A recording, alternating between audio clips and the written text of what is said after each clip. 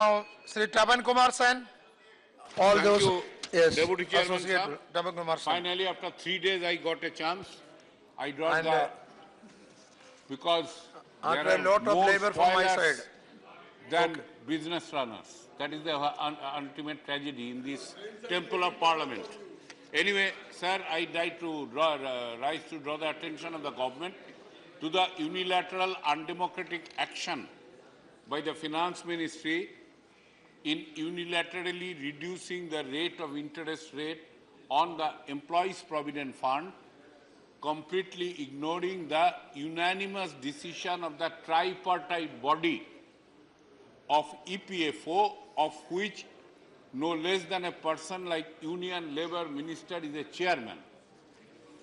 That committee, headed by Union Labour Minister, made an interim decision on the interest rate to be given 8.8% on EPF, with an clear indication that in view of the availability of more funds generated by employees' provident fund, the rate of interest will be more, which will be finally reconciled by the end of the financial year. Though that's an interim decision of 8.8%.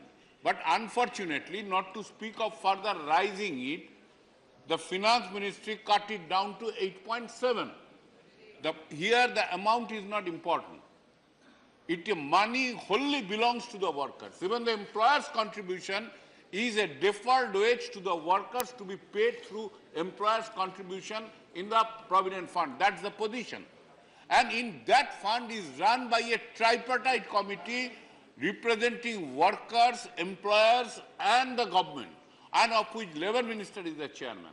Their unanimous decision should not be tinkered upon by sheer exercise of the executive authority of the Government of India.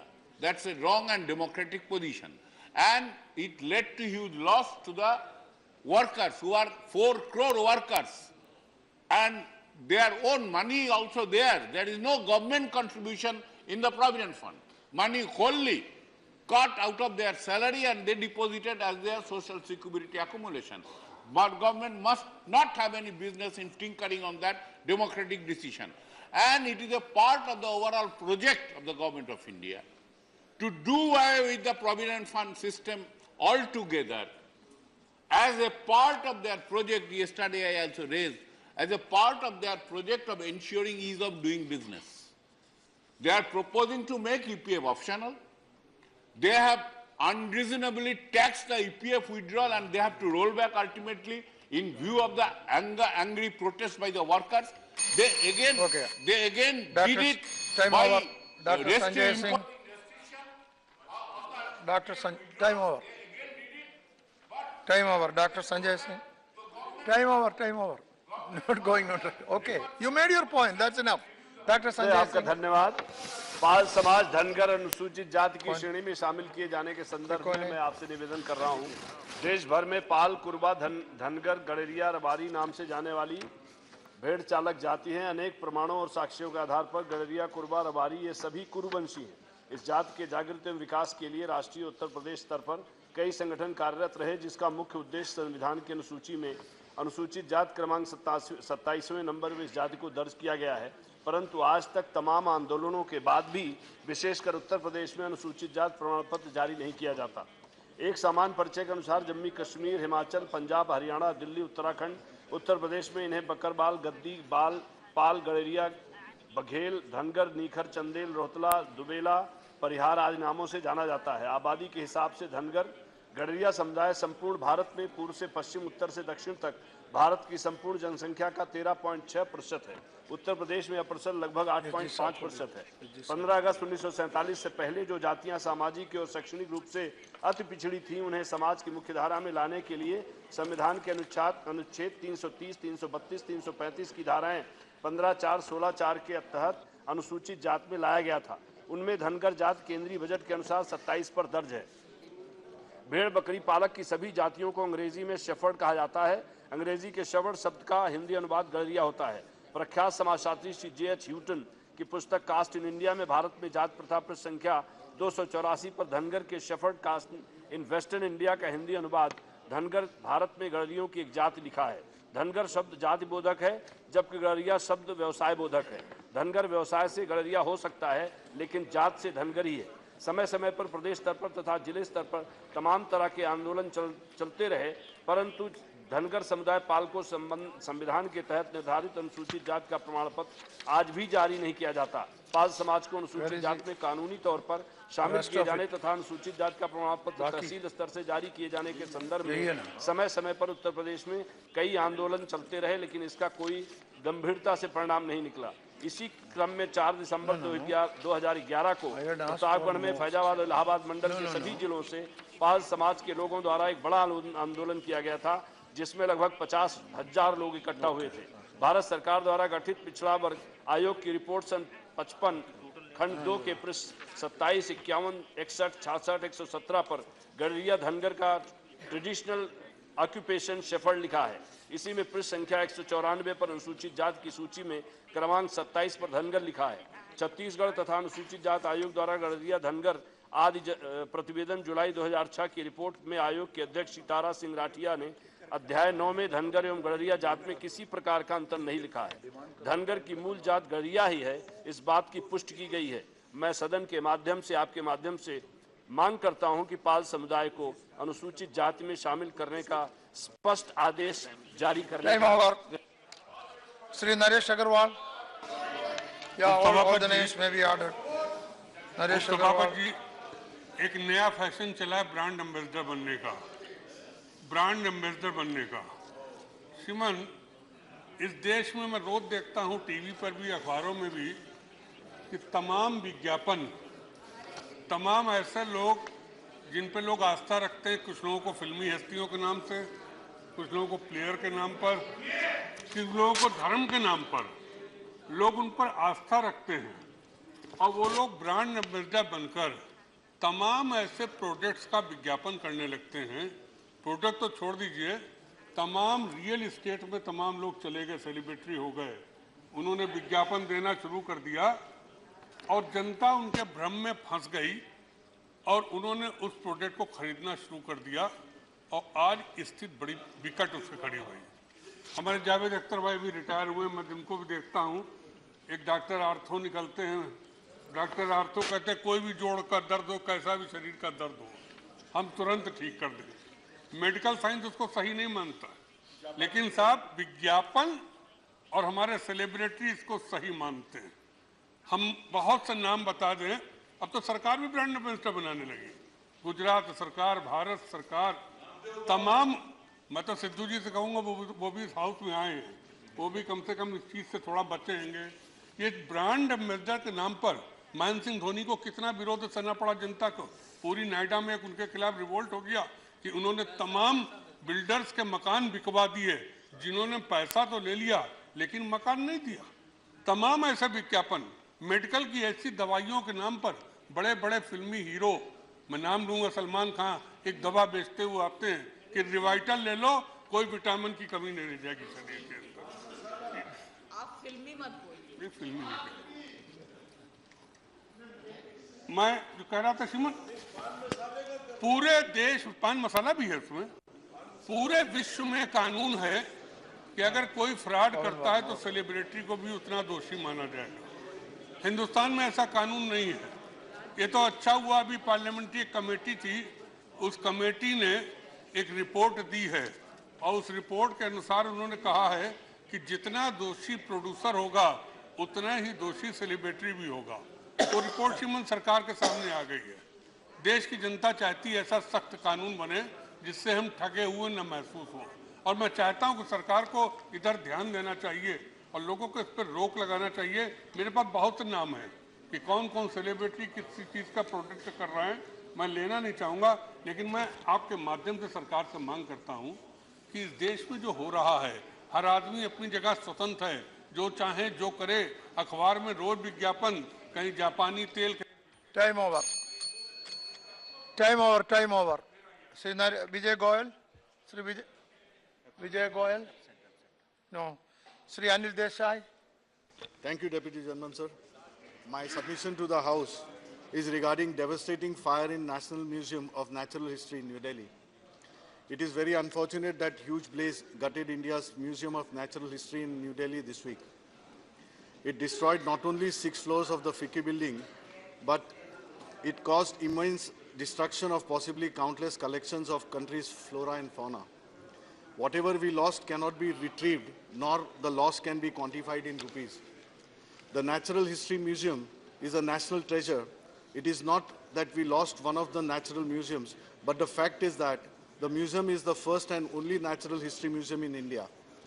In addition to the flora and fauna collections, it also displays several fossils, one of which is the femur bone of a dinosaur belonging to the sauropod group. Sir, everywhere in the world, people treasure their museums and look after them with great care and make sure that there are adequate firefighting equipments on hand to deal with any contingency. So when we see a news report that casually says that a museum in Delhi was gutted in fire, you have to wonder what kind of people we are. Why was there no foolproof fire safety arrangement? What is the responsibility of the director of the museum and the concerned ministry that is finally responsible for the safety of the natural and historical valuables? And it is almost terrorizing to imagine the gravity of the loss had this incident happened during the peak hours when hundreds of visitors, including school children, visit this museum as part of their subject. Nowadays it has become a common phenomenon that fire accidents take place in government buildings, particularly during summer season, either due to short circuit or negligence of the people working in those buildings. If fire equipment is installed, in many cases it doesn't work. The same thing happened in the FICCI building. Therefore, I urge upon the government to issue strict instructions to the CPWD department and other agencies who are in charge of government buildings and other owners of the private buildings to put in place fire equipment and remove encroachments in and around the buildings to avoid such fire accidents. Thank you. Thank you very much. Now, Sri, yes, all those who associate, all of us associate. Yes. Sri Pawan Verma. Sri Pawan Verma.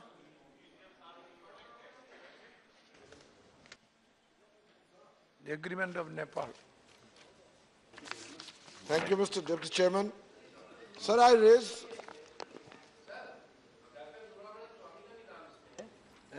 Dr. Subramaniam Swamy, 0 hour. That is. Why? That may be another list. No, no. That may be The already name is here. No, no. It is not proper. That may be another list. नहीं, उनका नाम है इसमें sir 0 our में क्या ये क्या बात है? सर चेयर की तरफ से तो न्याय होना चाहिए. This is not another list. नहीं, इसमें नाम है. I don't know why last moment पे कैसे चेंज हो जाएगा नाम? His name is there. कैसे लास्ट मोमेंट पे चेंज हो जाएगा नाम? सर ये his name is in list. इस तरह का भेदभाव कैसे होगा? Sir, his name is in list. No. Right. That is not the final list. That is not the final list. That is not the final list. Sir ये भेदभाव. That is not the final लist. ये list. उम्मीद नहीं है. हमें उम्मीद है कि चेयर न्याय. That is not the final तो list. इसलिए जो है वो ऑनरेबल मेंबर जो बात कहना चाहते हैं और उनकी एक्सेप्ट की है 0 आवर. ये नहीं है कि 0 आवर एक्सेप्ट नहीं हुआ है. उनका 0 आवर एक्सेप्टेड है. लिस्ट में उनका नाम है. No. That is not the आपने final लिस्ट list. में कैसे डिलीट कर देंगे आप सर? That is ये not the तो final list. मेंबर का अधिकार रोका जा रहा है. Ministers should not make such complaints. Ministers should not make such complaints. They should No, find I'm out not the complaining, position. sir. Find out the position and then. Sir, I am reminding you, I am requesting you that the factual position is Subramaniam I know. Swamy's name is in list. I know better And than. why I know. बिना बताए हुए वो No, list I में know the नाम हो factual गया. position. No, I know the factual position better than you. Now, please sit down. No, let me. No, I am standing. You 1 second. No, please. No, please. Yes, you sit down. I will allow him. No, please, Mr. Minister. No, please, Mr. Minister. I know the factual position better than you. Number 1. Now, please. Number 2. Ministers should not stand up and raise. You can go to approach the chairman. No, please. No, you can approach the chairman and get the latest position and then say. That is the way. Now, in any case, I called him, he will say, if you or Subramanian Swamy has a complaint, you can certainly approach the chairman. Approach the chairman. Approach the chairman. I am not complaining. I am only reminding that his name is in list. But that is not the Subramanian Swamy's name is in that list. is not the final list. No, this is the final list, sir. That is, but when do you I have the say final list.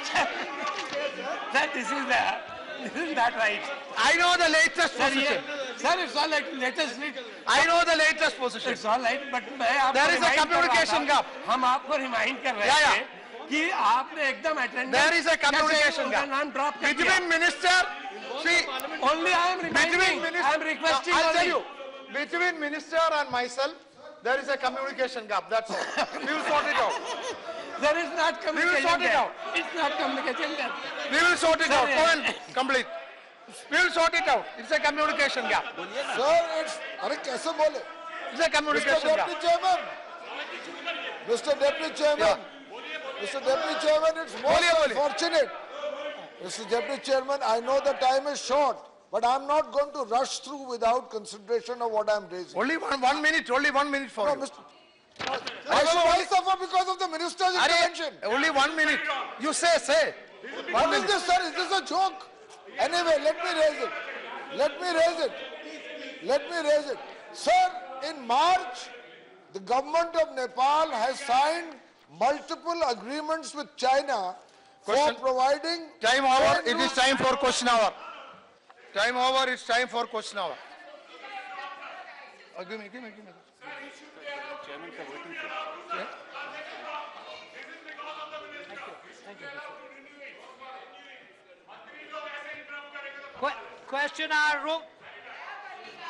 Question number 46, Mr. Ramdas Atwale. Please sit down. Please sit down. Please sit down. This is question hour.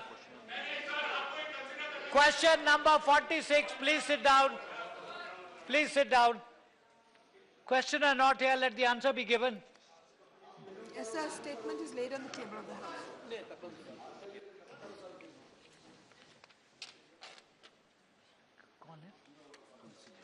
Yeah. Shri KTS Tulsi. Sir, I want to ask, the question is about the United Nations Health for Women and Children. And the question really is that there are 1.2 million children who die before reaching the age of 5. There are 5.9 million children who die the world over, but 20% of the global infant mortality takes place in India. WHO has been helping, but the immunization program of pneumococcal conjugate vaccine, PCV, we are unable to make it part of the universal immunization program or the mission Indradhanush, because each dose costs about 1,600 to 3,200 per dose. The largest recipient of loans from the World Bank, amounting to $102.1 billion, is India between 1945 to 2015. The largest borrower from the World Bank is also the state of Tamil Nadu. I want to ask whether, for promoting gender equality, education laws, policy plans, and addressing the obstacles in the way of HIV and AIDS, particularly in the context of children, the government will make the universal immunization, make this a universal immunization program also with regard to... Thank you.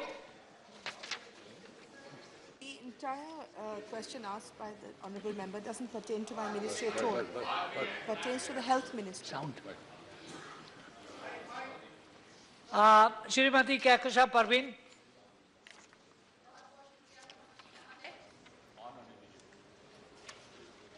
मैं आपके माध्यम से माननीय मंत्री जी से ये जानना चाहती हूँ कि माननीय मंत्री महोदया ने अपने इस प्रश्न के उत्तर में जो दिया है, उन्होंने ये दिया है कि राष्ट्रीय कृषि एवं ग्रामीण विकास द्वारा क्रियान्वित कार्यक्रम के अंतर्गत संयुक्त राष्ट्र संगठन के पिछले 3 वर्षों में केवल एक ही बार सहायता प्राप्त हुई है और परियोजना उत्तर प्रदेश के 5 जिले और बिहार के 2 जिलों में इस कार्यक्रम को चलाया गया था, लेकिन परियोजनाओं के धीमी गति के कारण इसको बंद कर दिया गया। मैं माननीय मंत्री जी से ये जानना चाहती हूँ कि धीमी गति को तेज करने के लिए इनके द्वारा क्या कदम उठाए गए और इस परियोजना को बंद करने से पहले क्या राज्य सरकार के साथ बैठकर बातें हुई थी या नहीं? Thank you.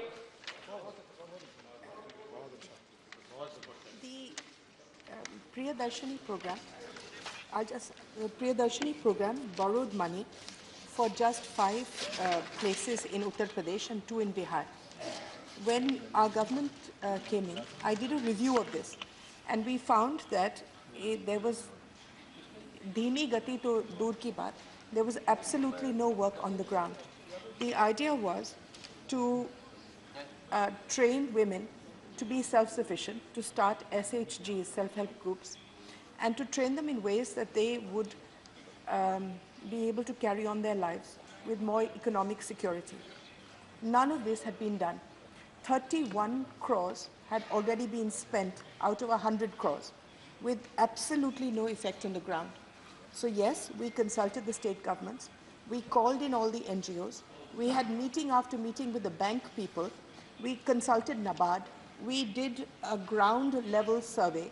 And then when we found that many of the NGOs had been chosen for reasons other than their ability to work on their ground, the entire project had very little to do with women and more to do with the people who own the NGOs. And therefore we took this decision of the money that was wasted, the rest we returned. Thank you. Shrimati Rajni Patil. Much. Sir, the reply given by the Honorable Minister for this question is totally contradictory and misleading to the House. Sir, if you see into the report, in B they have told that in view of the extremely slow progress in the project, the ministry closed on the same. And again in C they are writing, for monitoring and execution of the project, the government had set up a monitoring committee. Then how can a closed project be monitored? On what basis? And only 5 districts they are monitoring. So how a national level committee can be constituted? Thank you. 5 districts that were chosen by the government before us. The monitoring committee was made by the government before us.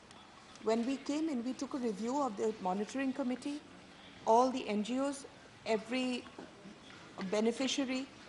There was an intensive study done so that we didn't do anything that would disturb a good program. But it wasn't a good program. It was a very bad program that brought no relief to women, to the district, didn't improve anybody's lives. And therefore we decided that it was national money and it should be closed. Thank you. Question 47.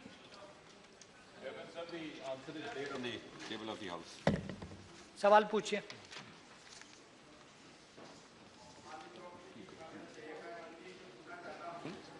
कि मंत्रालय और सरकारी PSO का गुप्त सूचनाएं देने को अलग अलग मापदंड हैं, जबकि नेताजी सुभाष चंद्र बोस की सभी गुप्त फाइलें सार्वजनिक कर दी गई हैं। मैं माननीय मंत्री से ये जानना चाहूँगा कि सीक्रेट, कॉन्फिडेंशियल और सीक्रेट दस्तावेजों को वर्गीकृत करने के लिए क्या नियम है?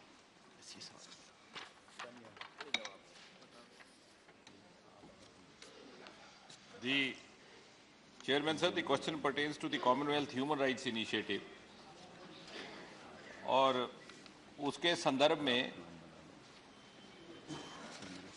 जो प्रश्न किया गया है कि चीफ सेंट्रल इंफॉर्मेशन कमीशन को जिस प्रकार की रिपोर्ट जाती है, वो शायद आदरणीय सदस्य ने जिस रिपोर्ट को कोट किया है उसके अनुसार उस समय रेखा के अधीन नहीं गई। इसमें मैं ये स्पष्ट करना चाहूँगा कि सेंट्रल इंफॉर्मेशन कमीशन का एक प्रक्रिया है। पहले वो एनुअल बेसिस पर रिपोर्ट्स जाती थी पब्लिक अथॉरिटीज़ की ओर से, अब उसे क्वार्टरली लिया गया है। परंतु ये सारी इंफॉर्मेशन सेंट्रल इंफॉर्मेशन कमीशन के पास रहे और सेंट्रल इंफॉर्मेशन कमीशन का मूल विचार ये है कि गवर्नमेंट टू इंश्योर ट्रांसपेरेंसी, और मेरे ख्याल से सबसे बड़ा the greatest evidence of government's commitment to the ensuring of transparency lies in the fact that for the first time in the history of RTI in the last 10 years, this government has filled all the 10 posts of the information commissioners, which never happened earlier. और इस कारण शायद pendency भी रहती थी. Not only that, in the Department of Personnel itself, we have a grievance cell, where now we have started monitoring on weekly basis. And even on the basis of the figures which I calculated last evening, in the 5 working days, our disposal of grievances has gone up to as much as 84%, and we are personally calling the complainants at random to verify the level of satisfaction. इसके अतिरिक्त ये कहना उचित नहीं होगा कि किसी तरह से पारदर्शिता में कमी है, बल्कि रिस्पांस बढ़ गया है। और इसमें एक बात ये भी जोड़ दूं आपसे एक क्षण लेके कि पिछले जब ये सरकार सत्ता में आई उससे पहले on an average the number of grievances recorded पर year was 2 lakh, now it is 6 lakh, 3 गुना बढ़ गया।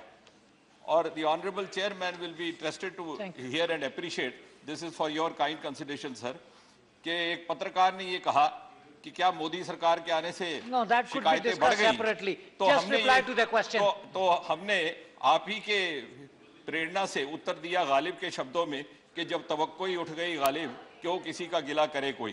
तो कहने का अर्थ ये कि गिला वहां होता है जहां तवक्को होती है। Our response have increased and therefore number of grievances has increased and dependency has reduced. Second question. मेरा जो क्वेश्चन है उस क्वेश्चन का जवाब तो मंत्री जी ने दिया नहीं, वो गालिब का शेर सुना रहे हैं। बहरहाल बैठ जाइए प्लीज, आप बैठ जाइए भाई। आप कुछ और बता रहे हैं। नहीं सवाल आपका नहीं है, उनको सवाल पूछने। हम लोग किस लिए बैठे हैं? नहीं आप उनको सवाल करने दीजिए प्लीज। जवाब सही जवाब आएगा तभी तो। प्लीज सही जवाब नहीं आएगा आप उनको दूसरा प्रश्न पूछने दीजिए। दूसरा, माननीय सभापति जी, माननीय मंत्री से मेरा ये दूसरा सवाल है कि पिछले कुछ वर्षों में आरटीआई के कार्यकर्ताओं की हत्या कर दी गई है। मैं माननीय मंत्री से ये जानना चाहता हूं कि पिछले 3 वर्षों में कितने आरटीआई के कार्यकर्ताओं की हत्या की गई और सरकार आरटीआई कार्यकर्ताओं की सुरक्षा के लिए क्या कदम उठा रही है। Thank you. क्या उसके परिवार को कुछ मुआवजा देने के पे भी विचार हो रहा है या नहीं। Thank you. सभापति महोदय, वैसे तो इसका सीधा इस प्रश्न के साथ संबंध नहीं है कि कितनी हत्याएं की गई हैं। आपका प्रश्न आरटीआई के साथ संबंधित था और उसका संबंध अलग एक कानून के साथ है और उसको लेकर के विसल ब्लोअर इत्यादि वो भी सदन के जेरे गौर है, अभी वो कमेटी के पास गया हुआ है, उसके साथ मैं इसको नहीं जोड़ूंगा। परंतु आपका जो पिछला प्रश्न था कि शायद पर्याप्त उत्तर नहीं दिया गया, मैं आंकड़ों के आधार पर उत्तर दे रहा हूं। आज एविडेंस बेस्ड एरा है। 79,000 reduction in the number of RTIs filed over the last 2 years। And जब ये सरकार सत्ता में आई थी तो हमारे पास 36,000 अपील्स एंड कंप्लेंट्स, शायद आपको उसका डिमार्केशन पता होगा, ये आप ही के उत्तर का है। देखिए, today we talk in figures. अब ये नहीं कह सकते कि मंत्री नहीं जानता और मैं जानता हूं। I have the figures, you can counter those figures. So 39,000 was the cumulative. It was the cumulative figure because of the lack of promptness on the part of the Information Commission, which we have activated, as a result of which this disposal has been expedited and even the number of RTIs has gone down. Thank you, Shri Rajiv Shukla. जी, मैं RTI पूरी तरह लागू हो, लोग उसका फ़ायदा उठाएं और इस कानून को लागू करने के पीछे भी बुनियादी मंशा ये थी कि आम आदमी की जो शिकायतें और समस्याएं उनको कैसे उनका निराकरण हो सके।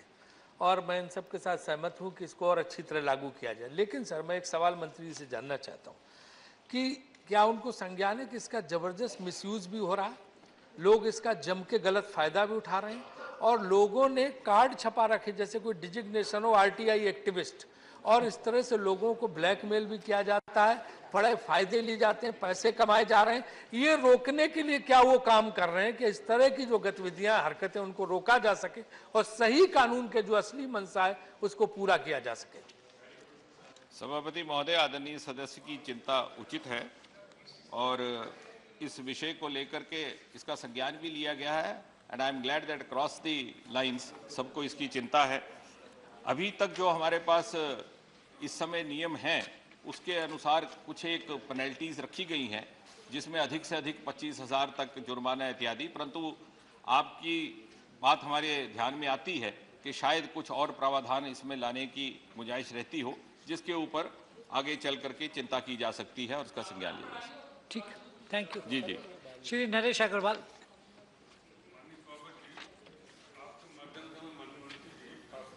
चाहूंगा कि सत्य ये कानून अमेरिका के दबाव में हिंदुस्तान में लागू हुआ। मैं पहले जानना चाहूंगा कि हमारे पड़ोस के देश पाकिस्तान, बांग्लादेश, नेपाल और श्रीलंका, क्या वहां ये कानून लागू है कि नहीं है? नंबर 2, देखिए इट्स नॉट फेयर टू, अगर उस देश में लागू है कि हम हमारे पूछना चाहते हैं, मेरा कहना है कि जानबूझ जो मैंने शुरू में कहा कि अमेरिका के दबाव में इस देश में कानून, don't say that, don't say that, बिल्कुल मैं, दैट्स नॉट फेयर। आप कौन होते हैं बोलने वाले? आप कौन होते हैं? आप मंत्री नहीं हैं। नरेश जी, ये कौन है मिनिस्टर? नरेश जी, ये कोई मिनिस्टर है? 1 minute, let me handle this, please. Naresh ji, the law was made by this parliament, and let's leave it at that. मैं तो पूछ रहा हूँ, मेरा ये मानना है, हो सकता मैं गलत हूँ, लेकिन मैंने पूछा कि हिंदुस्तान के पड़ोस के इन देशों में ये लागू है कि नहीं। दूसरा मेरा पूछना है, जैसा राजीव शुक्ला जी ने कहा कि आरटीआई और पीआईएल दो इस देश के लिए बहुत बड़ी समस्या हो गई है और तमाम विभाग छूटे हैं, लेकिन जो नई भी छूटे हैं उसमें कुछ विभागों ने भारत सरकार को लिख के भेजा है कि हमको भी आरटीआई से मुक्त किया जाए, क्योंकि तमाम देश के सीक्रेट आरटीआई के माध्यम से लीक होने हैं। ये सही है तो कौन कौन विभाग ने लिखा? सभापति महोदय, आदरणीय सदस्य के ध्यान में होगा कि जब ये प्रावधान लाया गया था तो सर्वसम्मति से सदन से की ओर से लाया गया था, जैसे आपने कहा, और शायद इसके पीछे एक there must have been a noble intention of the right to information के प्रत्येक नागरिक को जानकारी का अधिकार रहे और उसका किस प्रकार से सही उपयोग हो इसके ऊपर प्रक्रिया बनाई जा सकती है और समय समय पर रिव्यू भी की जा सकती है। उसके अतिरिक्त कुछ एक ऐसे क्षेत्र हैं जिसमें प्रावधान रखा गया है कि उसकी जानकारी उपलब्ध नहीं करवाई जाएगी। सेक्शन 8 है जिसके अंतर्गत सॉवरेनिटी इंटेग्रिटी, सेक्शन 24 है जिसमें सिक्योरिटी इश्यूज आते हैं और इस प्रकार अपनी ओर से सरकार ने कुछ एक इसमें मापदंड रखे हैं, कौन सी जानकारी दी जानी चाहिए, कौन नहीं दी जानी चाहिए, परंतु जहां पर इसका मिसयूज का संबंध है उसके ऊपर इस पर विचार करने की गुंजाइश हो सकती है। श्री प्रफुल्ल पटेल, नहीं प्लीज, देखिए that's a separate matter. Actually, I am assigned only to talk of Government of India, Correct. not for Sri Lanka government. Correct. Please. Praful ji. Chairman sir, बाकी हमारे साथियों ने भी कुछ भावना व्यक्त की है। हम भी सरकार में थे और इसी सदन ने और दोनों सदनों ने इस आरटीआई को पास किया। पारदर्शिता के लिए हम सब सहमत हैं और होना भी चाहिए एक बदलते हुए युग में, और आज के वातावरण में पारदर्शिता महत्वपूर्ण है। लेकिन साथ साथ में जैसे सभी साथियों ने कहा, इसका दुरुपयोग हो रहा है। सर, मुझे मालूम है कि सरकारी अधिकारी जब निर्णय लेने की प्रक्रिया में बैठते हैं तो उनके दिमाग में निर्णय क्या लेना हो तो बात की बात है, आरटीआई में क्या उसमें से निकलेगा ये सरकारी अधिकारी के दिमाग में ये महत्वपूर्ण ये बात वो पहले गूंजती है, बाद में वो निर्णय लेने की कोशिश करता है और ऑब्जेक्टिविटी खत्म हो गई है। इस बारे में कई बार चर्चा सरकार के भीतर भी मुझे मालूम है, मैं ये नहीं कहना चाहूँगा कि किन से बात हुई, लेकिन सभी के मन में इसके बारे में चिंता, और एक कानून हमने बहुत जल्दबाजी में सवाल क्या है इसके बारे में भी कहीं ना कहीं चर्चा हुई है। मैं ये पूछना चाहता हूं सरकार से, जब आपने हमारी सबकी कई लोगों की भावना यहाँ सुनी है, क्या इस कानून में, क्योंकि कोई लोकस नहीं है साहब, कोई भी आदमी 10 रुपया भरा, कोई पनवाड़ी है, कोई चाय वाला है, उसने भी आज इस देश का मिसाइल किसने बनाया, व्हाट इज द क्वेश्चन, इस देश का मिसाइल नो प्रफुल्ल जी, उस भावना से नहीं पूछा। प्रफुल्ल जी, उस भावना से नहीं पूछा। नहीं, अगर प्रफुल्ल जी, अगर we don't need a lecture on this. में बोला गया है तो What is your question? Please ask your question. Sir, again, let me. No disrespect deviations. to Honorable Prime Minister. It's an honor. No deviations, please. But he has become a Prime Minister now that he has to answer to somebody else. What is that your question? नहीं sir. Then please ask your question. कोई भी व्यक्ति आज बिना locus, आज कोई भी अधिकार के इस अधिकार से, माहिती के अधिकार से वो चाहता है कि मुझे मिसाइल प्रोग्राम या कोई और बड़ी बात, मुझे इसके बारे में कोई इंटरनेशनल रिलेशंस के बारे में, कोई सीक्रेट डॉक्यूमेंट्स के बारे में अगर जानकारी चाहता है तो there must be some restriction that the locus of a person. Is that a suggestion or a question? So my question is the government willing to consider even a amendment or a change in this act so that it becomes more objective and practical? Chairman sir, the honourable member's concern is well taken. This will be kept in mind. And to the earlier observation made by him that this might cut down the initiative of the officers, the government is equally concerned. And I think this is evident from the fact that the Prevention of Corruption Amendment 1988 Act, which is been brought in by the government, includes Section 17 to replace Section 6A of the DSP, wherein the permission to proceed against an officer was sought only in case of a joint secretary or above. Now this will be mandatory for all the officers. So we are equally concerned that there should not be anything done which cuts down or intimidates or causes unnecessary harassment for any officer or reduces initiative. Question 48. Question 48. Thank you. Sir, through you, I would like to draw the attention that Jagatsinghpur district of Orissa has a large concentration of scheduled caste population. And sir, it has seen rapid industrialization also. Sir, over the year, there is a major port there, there is a major oil refinery there, there are a number of industries there. The district administration has sent a proposal to set up a Kendra Vidyalaya there, which has been long pending. I would like to know from the Honorable Minister, since there are a number of central government offices there, what she is doing about the proposal and what action she has taken on it. Thank you.